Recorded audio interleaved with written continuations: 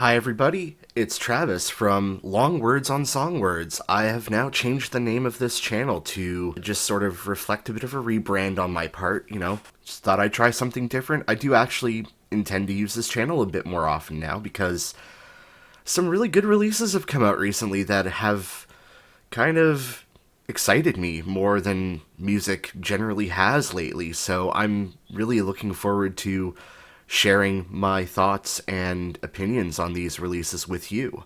So let's start with probably one of the best records I've heard in 2023 so far, Nospun's Opus.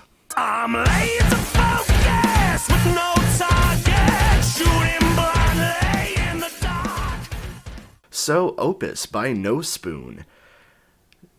I'm going to cut right to the chase here. This is, as it stands, my album of the year contender for 2023, and not just one of the best albums I've heard in 2023, one of the best records I've heard in the 2020s so far, full stop.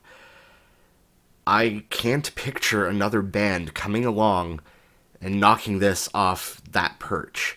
I really believe that Nospun is going to be in contention for my album of the year by year's end, and I don't see that changing.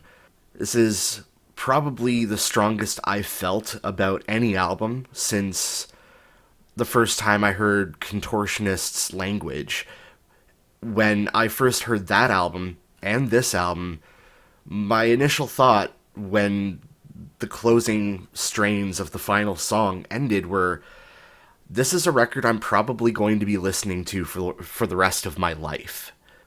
But what is this record? Well, it's a progressive metal record that musically takes a lot of elements from bands like Dream Theater, Haken, more contemporary bands like Caligula's Horse.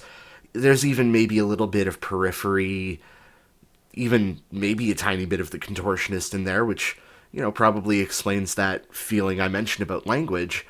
And lyrically, you have this sort of concept album that sort of grapples with ideas of things like obsession. There's a murder mystery that kind of kicks the whole thing off. And then it gets into some really weird metaphysical implied time travel areas. It reminds me a bit of Dream Theater Scenes from a Memory, maybe with a little bit of Haken's Visions added in. Now, I'm mentioning bands like Haken and Dream Theater a lot, and this band really does wear those influences proudly on their sleeve. Sometimes it is a little bit to the album's detriment. For example, in the track 4D Printing, the opening riff is almost a carbon copy of Dream Theater's A Nightmare to Remember. And there are moments in some songs, like certain instrumental passages, that'll just kind of oh, they got that from Haken's Crystallized, or, they got that from something else that's very popular in the prog genre. But that doesn't necessarily mean that's bad. I mean, if the worst thing I can say about this record is that it kind of has a bit of a carbon copy of one of my favorite later era Dream Theater songs, then we're doing pretty good. And just like Scenes from a Memory, the album kind of is structured in a very similar way. You have this soft acoustic opening track that's only a couple minutes long. Then you've got this instrumental overture that sort of shows off some of the themes that are going to be played with throughout the rest of the record. Then you have, the big epic suite. The Death of Simpson is a really good epic prog metal track with lots of twists and turns. Dance With Me is a little shorter, and it's a little more upbeat. It's got this really peppy kind of feel to it, very driving, but also has this very optimistic sounding chorus, despite the fact that the lyrics are a little on the sad boy hours end. Tougher Love is a short ballad that leads into one of the album's sort of centerpiece tracks, which is Earwyrm. Earwyrm is exactly what it sounds like. You're going to be singing that laser-focused, right-on-target lyric every time. And then there was one shows off some of the variety of the band as well by throwing in a little bit more of a pop, funk kind of element, something that, we've heard a little bit in bands like Haken and Dream Theater, but they're really kind of going ape on it here, and I'm here for it. There's some really fantastic guitar playing. And then that leads into the aforementioned instrumental track 4D Printing. And, it's just a really good, strong instrumental prog metal piece with lots of time signature shifts, lots of really challenging riffs, just amazing musicianship all around. And then we get to the last three tracks, which I think are sort of the album's, big climax. Within the Realm of Possibility is the longest track here, just a little over 15 minutes long, and it is an absolute ride. There is a bit of cheesiness to it with, the spoken word interlude in the middle, some really cool instrumental kind of stuff. It's almost like that 4D printing instrumental kind of got stuck into the middle of the song. It's kind of like the best of Haken Dream Theater and all that, but with their own spin on it. It's just such a great track, and you get that climax coming out of the instrumental section. It's just, it's perfect. It's so good. And that song ends on this very climactic kind of note where, it feels nicely wrapped up. And just when you think that this album is wrapping up and things are over and we can all go home happy, no, Let's Go, Back Yet Forward is just 9 minutes of pure prog metal bliss. The bass playing is blistering on this track. There's some really fun moments, like a slide guitar solo that kind of sounds like something out of one of Dream Theater's Falling into Infinity outtakes. There's a lot of really cool stuff going on, some reprises of lyric themes from before in the album. It's where the story of the record truly wraps up. And then finally we get The House at the Beginning, which is sort of the reprise of The House at the End, which is the opening track, to bring the album back around full circle.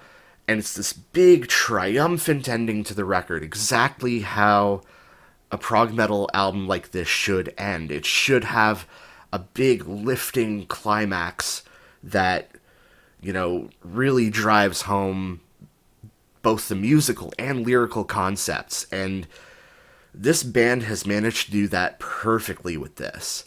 I mean, all in all, Nospun's Opus truly lives up to its name.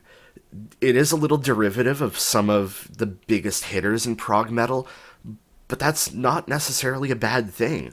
They're really playing with a lot of elements that us prog metal fans love, and they're putting them together extremely well and with a lot of love and care, and they are able to put their own spin on it. I mean, their vocalist has a very unique voice for this kind of music. He's able to go from this sort of Jorn Lande of Masterplan to, something very sweet and light in the blink of an eye.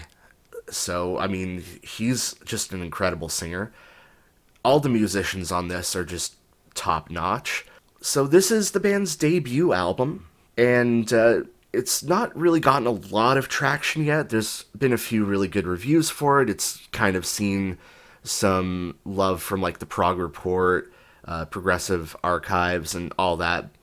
But I really hope that this is a band that really starts to take root with this album. And with an album this good as their debut, I don't doubt that they will actually succeed and that they will get a following. Us progressive metal fans can tend to be a little picky and selective, and I've heard nothing but good things about this album from my peers so far, and I'm so happy that they told me to check this out, because it is just one of the most amazing records that I've heard this decade so far, let alone in 2023. I think the only record I've heard in the last few years that lives up to this is probably I Have Little to No Memory of These Memories by Toehider. And that probably makes sense, because those two albums are very similar musically, so maybe this is just the kind of sound I'm looking for in a progressive metal album today, and Nospun is bringing it. I mean, as far as I'm concerned, they're doing better than Haken have for the last few albums, which have kind of disappointed me.